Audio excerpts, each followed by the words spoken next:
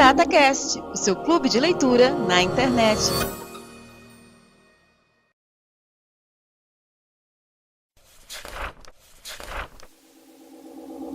Literata Cast, o seu clube de leitura na internet. De Andrew Smith, Ferramentas Mentais para Traders. Capítulo 2, parte 4. Conteúdo e estrutura do pensamento. Todos nossos pensamentos são construídos. Não estão arquivados ordenadamente em gavetas indexadas, prontos para serem retirados, perfeitos e imutáveis quando precisamos. São reconstruídos cada vez que os usamos e sofrem mudanças com o tempo e as lições de novas experiências. Não acredita? Pois os policiais sabem que as memórias de testemunhas são pouco confiáveis e inclinadas a errar. Duas pessoas podem dar descrições diferentes da mesma coisa e jurar que sua versão é a verdadeira. Não está convencido ainda? Tente o seguinte exercício então. Tente se lembrar de algo que aconteceu na escola. Talvez seu primeiro dia. Não importa se não lembra exatamente do primeiro dia. Qualquer memória serve. Consegue se ver vestido, pronto para sair de casa? Consegue se ver na sala de aula com o professor e outros alunos? O que se vê fazendo? Talvez sua memória não seja muito nítida ou clara. Que espera? Aconteceu há muito tempo? Mas certamente você consegue lembrar-se de algo. Não importa se não é nada mais que uma fotografia mental ou o fragmento de um filme de você fazendo algo. Focalize nesta memória de você, ajustando os detalhes até ter a certeza absoluta de que é uma representação fiel do que aconteceu. Agora, considere o seguinte. Se você está se vendo nesta memória, não é real. Não pode ser real, porque é impossível se ver fazendo algo. É uma distorção da realidade. Você estava lá, não se observando lá. Para lembrar, seu cérebro usou as informações que tem disponíveis e criou um cenário dentro de sua cabeça. Algumas coisas podem ser verdade. As pessoas presentes, a roupa que usa, a aparência do lugar, mas a imagem, filme, não é. Não aconteceu exatamente da forma que você está lembrando. Não estou dizendo que sua memória não funciona, só que não é 100% confiável. Essa criação mental possui dois componentes: o conteúdo, o que está pensando, lembrando, e a estrutura, como seu cérebro apresenta e manipula o conteúdo. Geralmente sabemos o que estamos pensando, mas não sempre temos plena consciência do como estamos pensando. Essa estrutura exerce uma grande influência sobre nossa interpretação, nosso julgamento e nossa classificação do conteúdo. É a estrutura que nos diz sua importância, quando aconteceu, o que deveríamos fazer com ele e como deveríamos agir ou sentir. Usamos todas as nossas capacidades sensoriais nos nossos pensamentos: visão, audição, paladar, olfato e tato, sensações. Porém, as mais comuns são visão, audição e sensações. Aqui ignoraremos as outras, mas não quer dizer que não são importantes. Visão é muito importante para a nossa espécie, então é natural que nosso cérebro tenda a contar com elementos visuais. É por isso que a maioria de nós pensa em imagens. Uma imagem vale 1000 palavras e também é muito flexível e facilmente manipulada ou distorcida. Pessoas criativas, artistas e até cientistas como Einstein brincam com elas, aproveitando-se de sua flexibilidade para fazer coisas fantásticas, como se imaginar viajando num raio de luz, visualizar o roteiro de um filme, os planos de um prédio, ou criar um mapa mental tridimensional de seu bairro. O cérebro também usa audição quando constrói um pensamento. Internamente, escutamos vozes, fazemos comentários ou temos diálogos com nós mesmos. Palavras sequenciais são excelentes para o raciocínio lógico e verbal e para decorar regras. Para muita gente, seu diálogo interno, aquela voz que usamos para comunicar com nós mesmos, é o elemento do qual somos mais conscientes. O cérebro é uma verdadeira enciclopédia de julgamentos, regras e fatos. E essa voz interna pode agir como nossa consciência, dizendo o que deveríamos ou não deveríamos fazer, nos motivando, cobrando ou criticando. Quando lembramos, pensamos ou viajamos na maionese, sentimos sensações. Essas sensações podem ser táteis, associadas com o conteúdo e estrutura. Calor, peso, vibração, textura, por exemplo. Ou emoções. Quando lembro de algo, posso sentir a emoção que senti quando aconteceu. Por exemplo, lembrando de um presente que recebi, sinto nesse momento a mesma felicidade que senti naquela hora. Ou, se imagino algo, sinto a emoção que sentiria se realmente acontecesse. Por exemplo, quando imagino como seria ser assaltado na rua, sinto medo. Finalmente, posso ter uma emoção a respeito do pensamento. Por exemplo, sinto culpa quando penso a respeito de uma mentira que contei. Certamente, tudo isso é muito óbvio até agora. Mas com quanta clareza você vê ou escuta seus pensamentos? São imagens e sons efêmeros? Lampejos momentâneos? Semi-inconscientes? Ou você consegue ouvir e assisti-los como um álbum de fotos, um filme ou um teatro? Quanta consciência tem dos detalhes? Quanto controle tem sobre o conteúdo, a estrutura e as emoções que sente? Consegue pensar do jeito que quer? Ou às vezes parece que seus pensamentos têm uma vida própria, simplesmente aparecendo na sua mente sem nenhum esforço da sua parte? Se você é igual a mim, provavelmente a maioria de seus pensamentos acontece sozinho. Mas é possível ter mais controle, e para fazer isso, é importante aprender a separar conteúdo e estrutura. Vejamos uma analogia. Se nosso cérebro fosse um computador, o conteúdo seriam os dados e a estrutura, a programação, a forma como os dados são manipulados. Num computador, se os dados são ruins ou incompletos, o melhor algoritmo no mundo produziria lixo. E se o algoritmo não é bom, os mais exatos dados virarão sopa. A mesma coisa acontece com o nosso cérebro. Se não temos toda a informação ou se nosso processamento contém falhas, inclinações, preconceitos, ignorância, lógica ruim, etc., nossas ideias, opiniões e conclusões não serão boas. Submodalidades.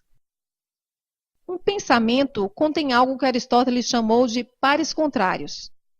Ele percebeu que não era o pensamento em si, algo agradável ou doloroso, por exemplo, mas a forma, a estrutura, o como desse pensamento que influencia nossa percepção dele. Em 1978, no seu livro Metáforas Terapêuticas, em vez de pares contrários, David Gordon usou o termo submodalidades para descrever as diferenças sutis nas qualidades perceptuais registradas pelos nossos 5 sentidos durante um pensamento. Podemos dizer que a estrutura de um pensamento é composta de submodalidades visuais, auditivas, olfativas, táteis e palatais. Vejamos um exemplo. Pense em uma festa que você foi. Descreva-a para você mesmo. Pense de forma natural, deixe que o pensamento aconteça. Faça um inventário dos detalhes. Não precisa criar coisas que não aparecem naturalmente. Simplesmente preste atenção em como esse pensamento aparece na sua mente. O que está vendo? Coisas? Pessoas? O lugar? O que está ouvindo? A música? Conversação? O barulho de pratos e copos na mesa? Lembra-se das coisas que você pensou durante a festa?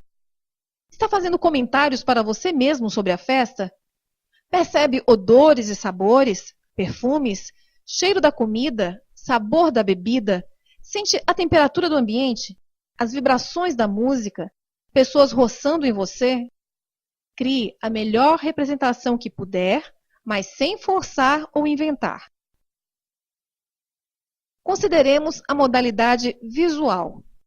Assumindo que sua lembrança da festa possui elementos visuais, Tamanho, posição, cor, movimento, etc.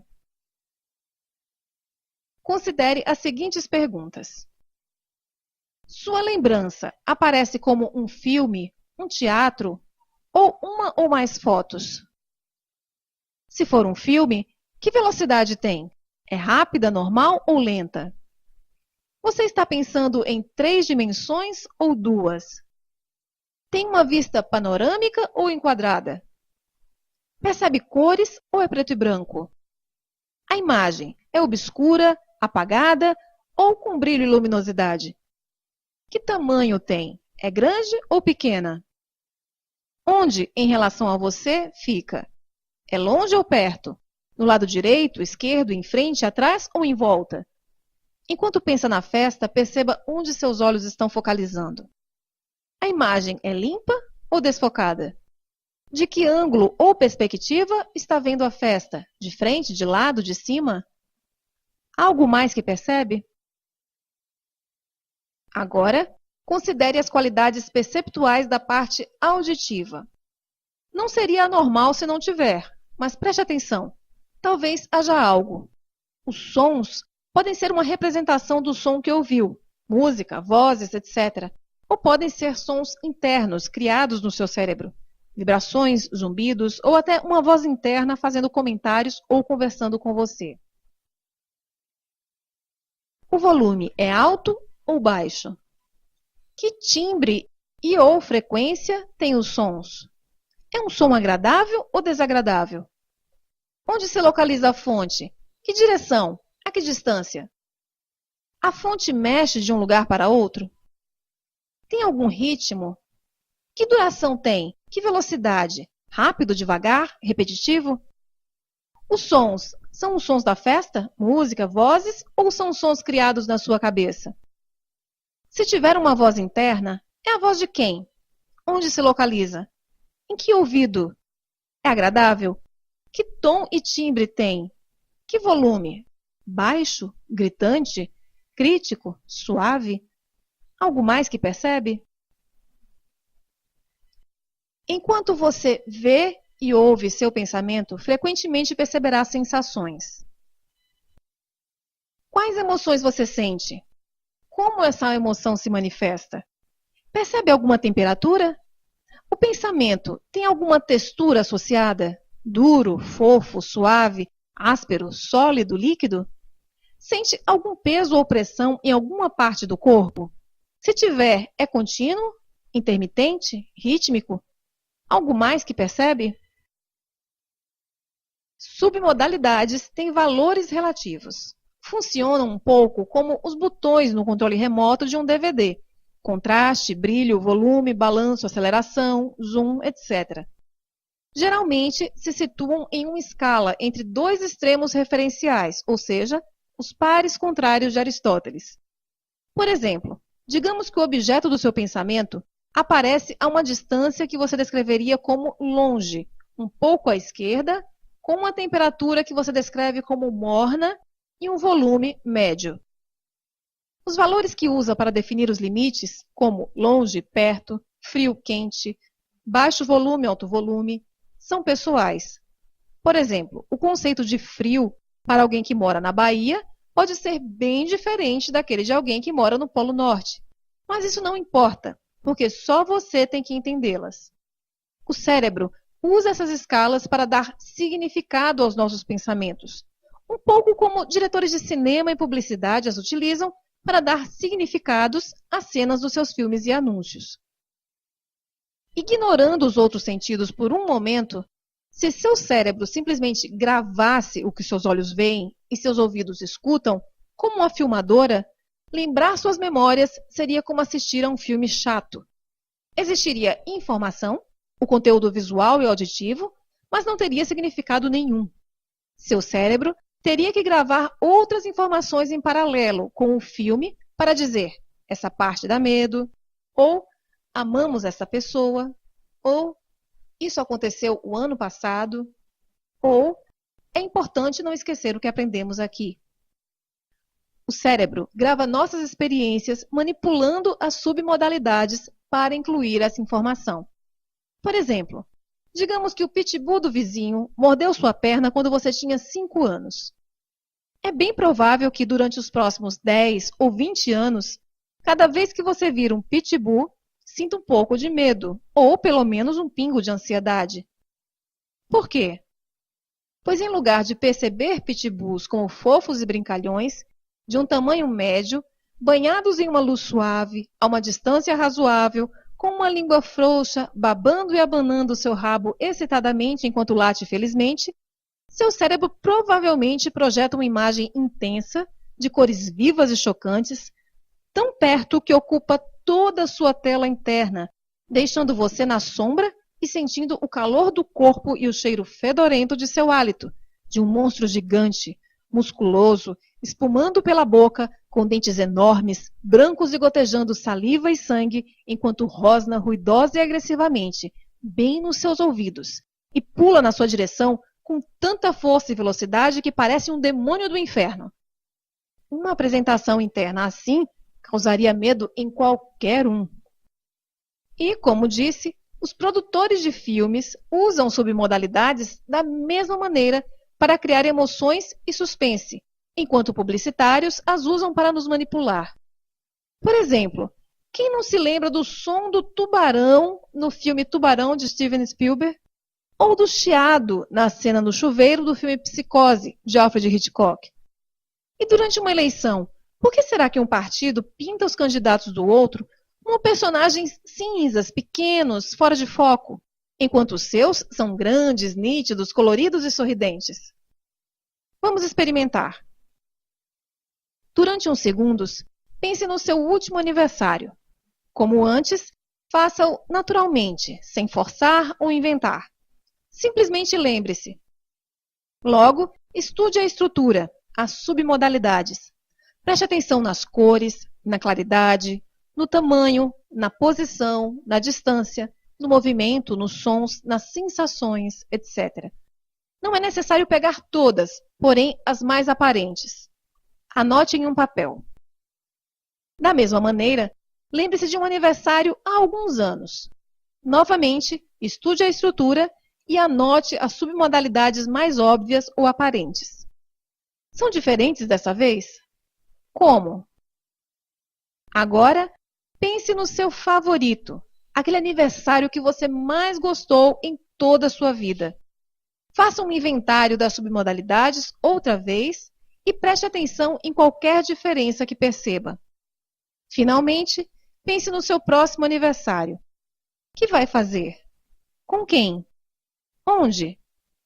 Estude a estrutura desta criação da mesma maneira que estudou as memórias, anotando as submodalidades mais óbvias e prestando atenção nas diferenças.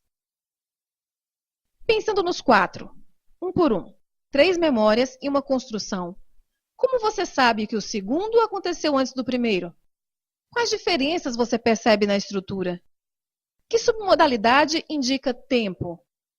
Um fica em frente do outro? Em cima, embaixo, maior, mais longe, mais colorido, mais nítido, mais parado, menos volume? Como sabe que um dos aniversários ainda não aconteceu? Que submodalidade indica que algo é real ou imaginário? Sua posição? É mais alta? As cores? É transparente, desfocado? Como sabe que seu favorito é seu favorito? Obviamente você gosta mais do seu favorito, mas que ou quais submodalidades causam essa sensação? Lugar, distância, temperatura, cores, textura?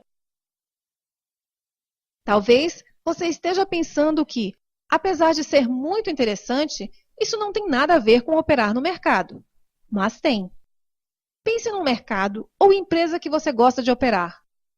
Agora pense num que não gosta nem um pouco.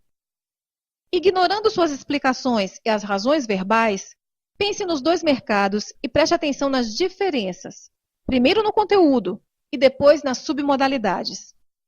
Duvido que você pense da mesma maneira sobre os 2. Em uma entrevista, um trader com dificuldade em deixar um trade correr descreveu o gráfico de 1 minuto como algo tão grande e perto que não conseguia focalizar-se nele e que causava uma ansiedade terrível. Os gráficos diários das mesmas empresas não causavam o mesmo efeito. Eram menores, bem focalizados e lentos.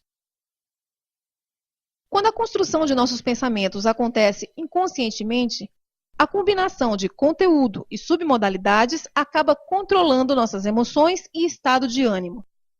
Evidentemente, isso não é desejável por um trader. Felizmente, sabendo que existem, podemos aprender a manipulá-las, mudando como pensamos e o que sentimos. Manipulando submodalidades. Feche os olhos e pense numa tarântula venenosa.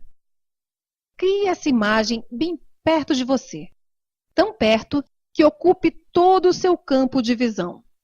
Faça a tarântula gigantesca com cores vivas, chocantes e desagradáveis, e detalhes nítidos. Sinta os cabelos no corpo e pernas roçando seu rosto.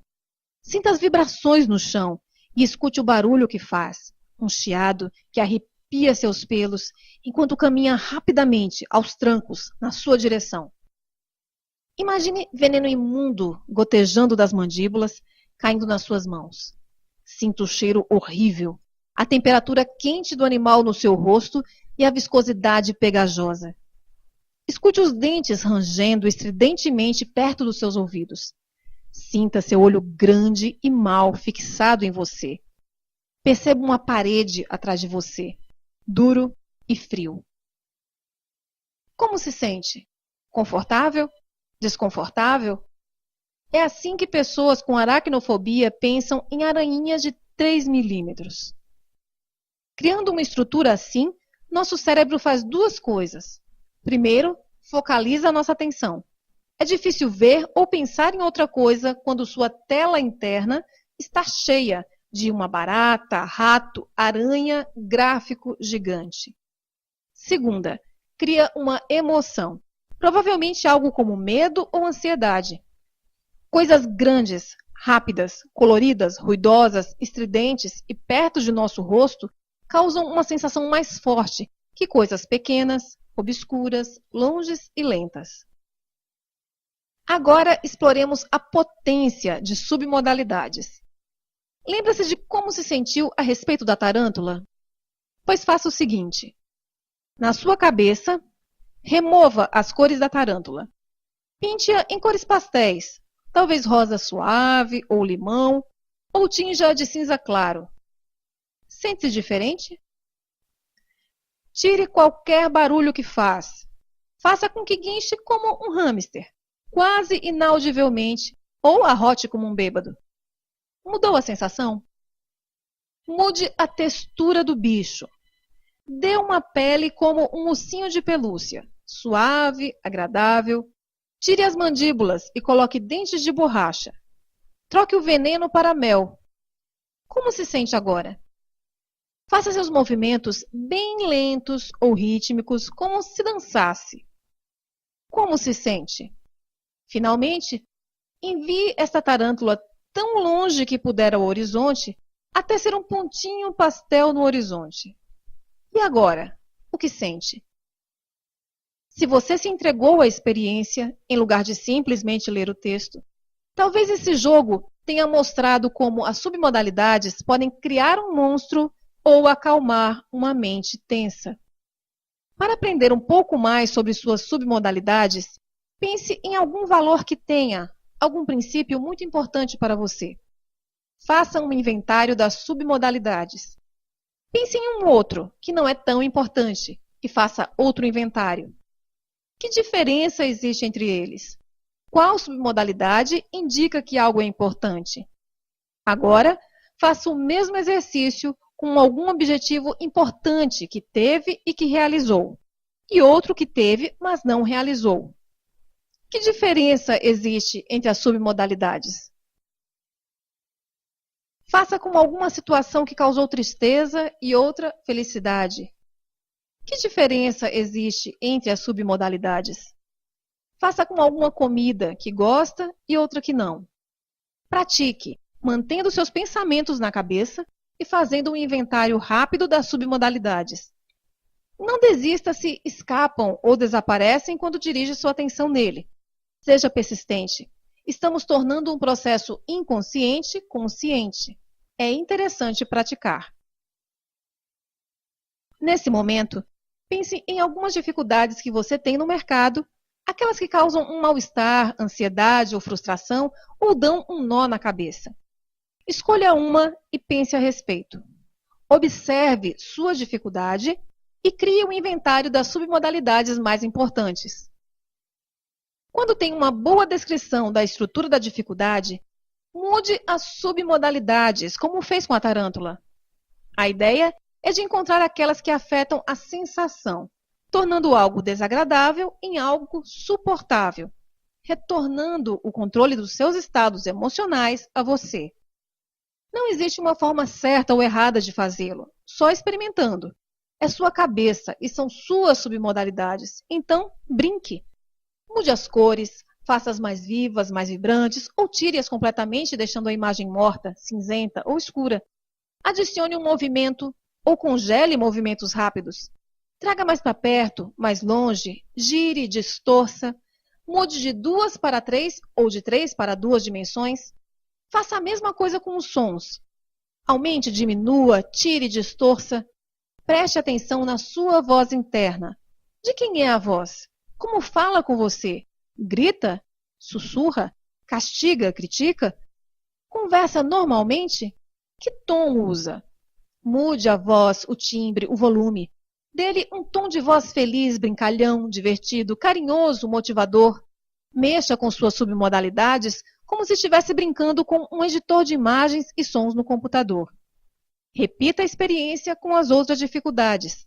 Não vai resolver o problema, mas pode criar um estado em que encontrar uma solução é possível. Curta, compartilhe, colabore. www.padrim.com.br/literatacast